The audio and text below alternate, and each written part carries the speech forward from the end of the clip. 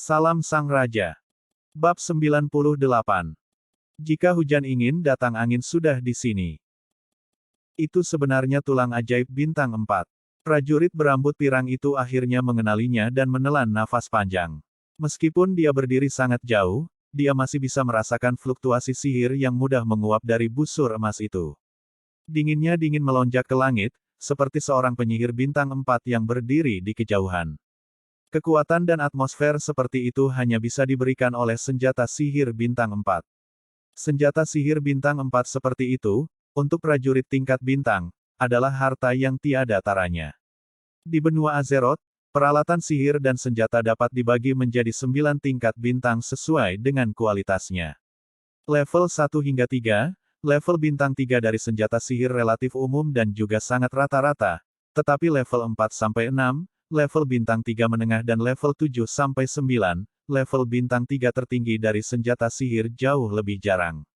Secara umum, hanya pandai besi tingkat tinggi dan penyihir yang bisa menempa senjata bintang 3 tingkat atau lebih tinggi, dan untuk semua prajurit tingkat bintang, senjata bintang 3 tingkat dan di atas bahkan lebih penting daripada kehidupan mereka sendiri, dan itu adalah terkait erat dengan peningkatan kekuatan pribadi prajurit.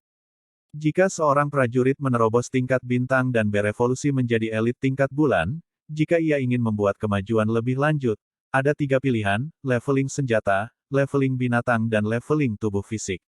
Di antara 3 metode pelatihan elit tingkat bulan ini, perataan senjata adalah yang paling umum, dan itu juga yang termudah dan paling efektif. Tetapi jika seseorang ingin mengejar jalur leveling senjata, ia harus memilih senjata berkualitas tinggi sebagai senjata spiritualnya dan melatih senjata dan dirinya sendiri.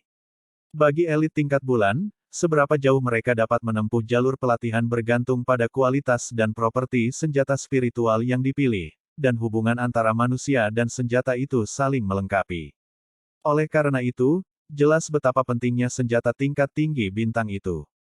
Meskipun identitas Aobina adalah pangeran dari anak kota lapis ketiga Thracian, bahkan ia tidak memiliki senjata tingkat bintang 4, dan itulah sebabnya wajahnya berubah ketika senjata Elena muncul di hadapannya. Jika aku bisa mendapatkan busur panjang tingkat 4 bintang di tanganku. Pikiran Aobina mulai berlari dengan cepat, jantungnya hampir berdetak keluar dari dadanya, dan tiba-tiba, gambar lembut dan ramah yang awalnya dia berikan kepada orang lain menghilang dan seluruh tubuhnya memancarkan suasana yang keras. Namun, Aobina adalah pria yang sangat berhati-hati. Itulah sebabnya kota Thracian mengirimnya ke Chambord City saat ini untuk menjalankan rencana. Setelah menatap kelompok bajingan wanita itu untuk waktu yang lama, Aobina dengan cepat memperkirakan latar belakang kelompok betina ini, ragu-ragu sejenak, dan akhirnya rasionalitas ini mengatasi keserakahannya. Seorang pemanah tingkat 3 bintang dengan busur kualitas tinggi tingkat 4 bintang, latar belakangnya benar-benar tidak sederhana. Belum lagi bahwa selain tingkat 3 bintang tingkat keindahan rambut merah tiada banding, selusin gadis lain juga memancarkan suasana prajurit yang tidak di bawah level 1 bintang. Kekuatan semacam itu tidak bisa diabaikan, mungkin, mereka datang dari latar belakang surgawi. Prajurit berambut pirang Aobina akhirnya memutuskan untuk berhati-hati dan menyelidiki sedikit lebih dulu. Dia membisikkan beberapa kata kepada penjaga setengah baya di sampingnya, dan penjaga itu berbalik dan menghilang ke kerumunan. Kemudian, kelompok mereka pergi, meninggalkan 2 penjaga yang agak pintar untuk diam-diam mengikuti Elena dan yang lainnya. 3 jam kemudian, orang-orang kecil ini, mereka ditinggalkan oleh para gadis. Di labirin batu bawah tanah di pegunungan belakang kota Chambord, Fei memandangi selusin jenis bayi yang kelaparan di aula batu. Bola matanya hampir jatuh karena menatap terlalu banyak perempuan, mereka benar-benar makhluk aneh dengan cinta keibuan. Ya, Yang Mulia, sebelum Miss Elena dan yang lainnya pergi, mereka meninggalkan orang-orang kecil ini di sini. Petik 2. Oleg, dengan wajah malu, berlari berputar-putar seperti pengasuh, memberi makan rambut emas denglong susu kambing segar yang aktif. Penampilan denglong ini seperti harimau, kecuali penambahan 2 sayap kecil di punggung. Itu terlihat berbulu, namun sangat lucu. Hanya saja mata hitam dan seperti permata selalu memiliki kilatan kewaspadaan, dan terlepas dari bagaimana Oleg mencoba menenangkannya, ia masih menolak untuk menjilat susu kambing segar di piring dangkal. Kasihan, Kapan dia pernah menghadapi situasi seperti itu? Dia tidak bisa mengalahkan binatang, dan yang bisa dia lakukan hanyalah berkeringat. Fei melihat adegan itu dan tidak bisa menahan tawa. Elena dan yang lainnya hanya bisa tinggal di dunia nyata selama sekitar 4 jam, dan ketika waktunya habis, mereka harus kembali ke dunia Diablo, tetapi mereka tidak bisa membawa benda-benda dari dunia nyata ke dunia Diablo seperti Fei, jadi mereka hanya bisa meninggalkan orang-orang kecil ini di tempat Oleg. Hanya saja, meskipun pria gemuk Oleg itu memang mahir menjilati puntung dan mentega kepada orang-orang, dia masih jauh dari berpengalaman dalam memberi makan para imut kecil ini, yang bahkan lebih buruk daripada anak-anak kecil tanpa busana di jalan-jalan Chambord City. Tidak peduli berapa banyak dia mencoba, bajingan kecil ini hanya tidak ingin bekerja sama. Biarkan aku mencobanya. Fei merasa itu cukup menarik, jadi dia mengambil alih piring makanan dangkal dari Oleg, tersenyum dan naik ke rambut emas Denglong untuk memberinya makan. Siapa yang tahu bahwa lelaki kecil itu bahkan tidak menghormati raja yang mulia, ketika ia membuka mata hitamnya, memamerkan gigi harimau kecilnya, menggigil tubuh gemuknya, dan kemudian berubah dengan jijik. Membuat tindakan yang sangat mirip manusia, ia menjulurkan sensornya, menendang kaki belakangnya dan menendang piring perak, memercikkan semua susu kambing putih ke Fei. Melihat pemandangan ini, bahkan pandai besi dan tentara yang bekerja di kejauhan diam-diam tertawa. Fei marah karena rasa malu, dan dia baru saja akan mengangkat tangannya untuk menamparkan orang ini. Tapi, setelah melihat makhluk kecil ini berbaring di tanah dengan kepala lebih rendah dan telinganya turun dan matanya berkaca-kaca, Fei tidak tahan untuk menamparnya, dan dengan enggan menghela nafas, mengambil piring perak di tanah dan melihat sekeliling, binatang kecil lainnya. Fei harus mengakui bahwa binatang ajaib kecil ini memang sangat lucu dan mematikan baginya. Kucing perikanan ini seperti bola bulu kecil dengan mata menyipit. Dikatakan bahwa anak kucing yang patuh ini, setelah mencapai usia dewasa, dapat mencapai ukuran sekitar setengah meter dan dapat menyelam hingga ratusan meter di bawah air untuk menangkap ikan raksasa. Itu layak disebut Raja Dunia Bawah Laut. Ada juga hal kecil yang terlihat tidak berbeda dari burung nuri yang normal, tetapi memiliki 4 kaki dan ditutupi dengan bulu berwarna-warni, dengan duri tajam pada paruhnya. Itu dikatakan sebagai jenis binatang ajaib yang sangat bijak, dan selama itu dilatih dengan benar, itu bisa menjadi mahir dalam bahasa semua ras di dunia. Orang-orang kecil ini penuh warna dan sangat berbulu, tetapi mereka memiliki penampilan yang malu-malu, menyusut menjadi bola-bola kecil, mengawasi semua orang dengan hati-hati dan ragu, dan menolak untuk menjilat susu segar di depan mereka. Fei semakin dekat untuk membuka mulut mereka dan menuangkannya. Pada saat itu, Fei tiba-tiba memikirkan sesuatu. Mengambil pendekatan baru, dia beralih ke druid mode. Menurut legenda, druid memiliki kekuatan alam dan mampu mendekati hewan dan tumbuhan apapun, sehingga harus bisa menenangkan orang-orang kecil ini. Benar saja, setelah Fei beralih ke druid mode, sesuatu yang ajaib terjadi. Fei merasa seolah-olah dia bergabung dengan udara dan mampu dengan jelas merasakan emosi hewan-hewan kecil. Permusuhan emas bersayap Denglong adalah yang paling serius dengan sedikit rasa takut, seperti seorang gadis kecil yang hilang mencari ibunya. Kucing perikanan penuh kewaspadaan, burung beo sayap angin sedang mempertimbangkan mogok makan atau bahkan bunuh diri, dan binatang buas putih Ol itu seperti filsuf, melihat semuanya dengan mata dinginnya. Perasaan ini sangat halus. Hewan-hewan kecil tidak berbicara, tetapi Fei dapat dengan mudah membedakan emosi mereka, seperti tubuh kesadaran terbuka, dan Fei menjadi seperti jenis mereka dan bergabung ke dalam kelompok mereka. Fei mencoba menggunakan suasana hatinya yang paling tulus untuk berkomunikasi dengan orang-orang kecil. Kemudian, sesuatu terjadi yang membuat petugas penjara Oleg dan banyak tentara lainnya terhuyung-huyung.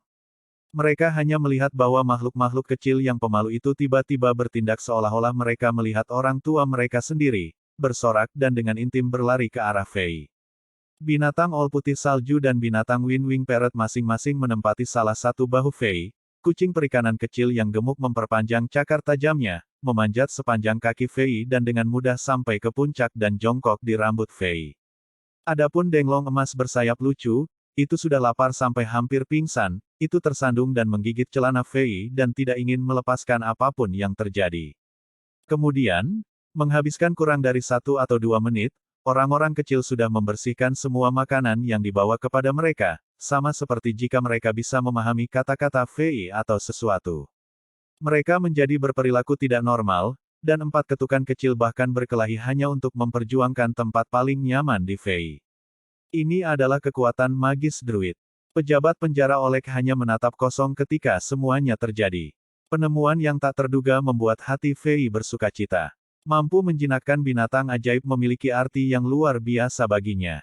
Jika digunakan dengan benar, dia bahkan bisa mencoba untuk membangun pasukan binatang ajaib atau membentuk pasukan ksatria binatang buas. Dengan begitu, kota Chambord dapat secara signifikan meningkatkan kekuatannya dan menguasai dunia. Fei dengan senang hati menggoda hewan-hewan kecil, tetapi tepat pada saat itu, penjaga pribadinya Fernando Torres yang baru-baru ini mengikuti Drogba dan yang lainnya dengan pelatihan ekstrim tiba-tiba bergegas keluar dari koridor di kejauhan, dan dari kejauhan dia sudah terengah-engah dan berteriak, "Yang mulia, cepat, sesuatu terjadi di istana, Tuan Bess terluka, Miss Angela, dia." Wajah remaja berambut pirang itu panik menulis semuanya. Angin puyuh di udara menderu dengan tajam, merobek langit dan tiba-tiba keluar dari pegunungan belakang kota Chambord, menembaki dirinya sendiri ke arah istana. Itu menarik perhatian semua orang. Semuanya mendongak. Siluet seorang pria terlihat samar-samar di antara angin puyuh, berkedip-kedip di langit, dan langsung menyerbu ke dalam istana. Setelah siluet menghilang, jalan yang dilewatinya meninggalkan tekanan yang tak tertahankan dan bertahan lama, dan semua orang di kota tidak bisa menahan diri untuk tidak merinding. Di sudut gelap kota Chambord, sosok yang menyembunyikan seluruh tubuhnya dalam jubah hitam memandang ke atmosfer yang kuat di langit dan kemudian membungkuk dalam-dalam berpikir, itu dia, itu pasti dia. Sial, idiot ini memang menjadi lebih kuat, sepertinya aku harus membuat beberapa perubahan pada rencanaku. Pada saat yang sama, di rumah mantan pejabat militer Kongka. Di bawah bunga-bunga harum di bawah pohon, angin meledakkan rambut panjang yang lembut seperti krisan wanita yang anggun. Dia duduk di kursi batu dan mendongak. Sentuhan sukacita dengan cepat melintas di matanya saat dia dengan lembut bertanya, "Roman, aroma ini." Itu pria itu, dia menjadi lebih kuat lagi. Kecepatan itu, benar-benar luar biasa. Di belakang wanita itu, di bawah bingkai kayu yang ditebar tanaman merambat panjang, ksatria pirang yang memiliki wajah bayi dan senyum menawan di wajahnya yang selalu tenang, menunjukkan jejak kejutan. Pada saat ini, seorang prajurit wanita perkasa datang dari halaman, membungkuk ke sisi wanita itu dan mengucapkan beberapa patah kata. "Oh, setan dan monster itu semuanya datang. Baiklah, kalian pergi dan bersiaplah juga." Wanita itu mendengarkan, tersenyum, dan dengan percaya diri berkata, "Kali ini, biarkan dia mematahkan lengan." Petik 2. Dimengerti, Yang Mulia. Keduanya hendak pergi dengan perintah ketika mereka mendengar wanita itu tiba-tiba berkata, "Oh benar, ingatlah untuk memberitahu pangeran kecil, biarkan dia lebih baik tidak keluar hari ini dan hanya tinggal di rumah dengan damai, juga, sampaikan perintah aku, biarkan pria itu datang dan menemui aku. Sebagai punggawa, sudah waktunya baginya untuk mengunjungi tuannya." Petik 2. Dimengerti, Yang Mulia. Prajurit wanita dan ksatria pirang berjalan keluar dari halaman. Wanita elegan itu duduk dengan tenang di kursi batu dan merasakan aroma tekanan yang jelas di udara.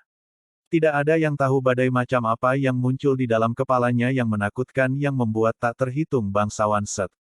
Petersburg. Beberapa helai daun kuning tertiup angin dari ranting-ranting pohon, tampak sangat sepi dan mengambang di depan mata wanita itu. "Waktuku hampir habis, kakak, biarkan aku membantumu sekali lagi untuk yang terakhir kalinya." Pada waktu bersamaan, di rumah tamu Chambord City, di halaman kecil yang sunyi, Pangeran Tres Aubina memandang dengan terkejut pada napas kuat yang masih ada di udara. Siapa ini? Betapa kuatnya kekuatan, setidaknya kekuatan bintang 4, dia pergi ke arah istana. Mungkinkah itu master dari kota Chambord? Petik 2. Okocha, cepat selidiki asal orang itu, Aubina memerintahkan seorang penjaga di sampingnya. Penjaga bernama Okocha segera menerima pesanan dan meninggalkan halaman. "Guru, apakah menurutmu tuan misterius ini akan memengaruhi rencana kita?" Setelah membubarkan semua penjaga di sekitarnya, Aubina tiba-tiba memikirkan sesuatu dan mulai bertanya ke arah udara di depannya. Detik berikutnya, sekelompok riak terlihat terbentuk di udara, Dan perlahan-lahan, sosok tipis dan pendek keluar dari udara tipis di depannya. Orang misterius ini dibungkus kain putih, dan bahkan wajahnya ditutupi di dalamnya. Dengan suara serak, dia berkata, seorang master tingkat bintang 4 misterius memang akan menjadi variabel. Selidiki dia, dan sebelum peristiwa itu terjadi, jika perlu, bunuh dia. Petik 2. Tuan misterius ini mengungkapkan kekuatan yang sangat kuat, aku tidak memiliki kepastian lengkap untuk membunuhnya. Setelah menyelidiki latar belakangnya, aku berharap bahwa guru secara pribadi dapat mengurusnya. Aobina selalu mengungkapkan karakternya yang berhati-hati.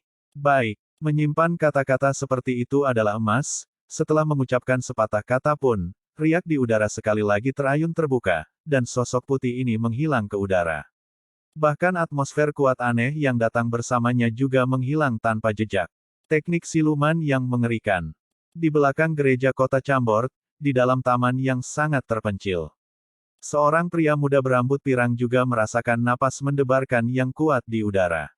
Dia dengan erat mengunci alisnya dan bertanya, siapa itu? Itu berasal dari gunung belakang, mungkinkah? Pikiran ini mengejutkan pria muda berambut pirang yang cantik ini. Dalam diam, seolah membuat semacam keputusan. Kota Chambord masih hidup. Namun, badai yang tak terlihat muncul dengan diam-diam dan diam-diam. Badai hujan datang dan angin sudah ada di sini. Bersambung.